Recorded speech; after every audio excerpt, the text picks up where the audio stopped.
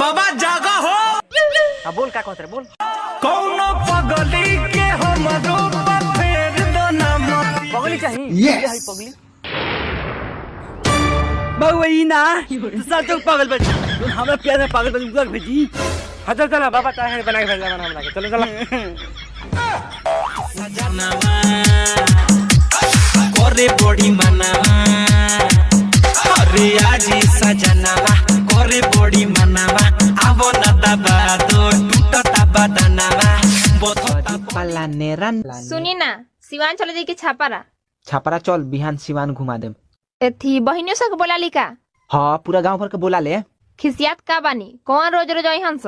ठीक है बा मिला में ना संग छोड़ देम नु तो कहियो सो कि जब हम बोलाई तो हके तो दूर भाग जालू कहेलू जवानी अभी काचा बा।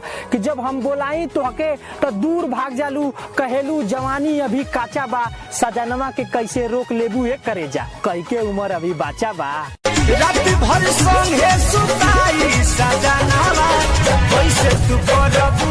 आज से पेपर पढ़ल भाई रोतिया नेहवा के माई सगरो गौवा जागल बा।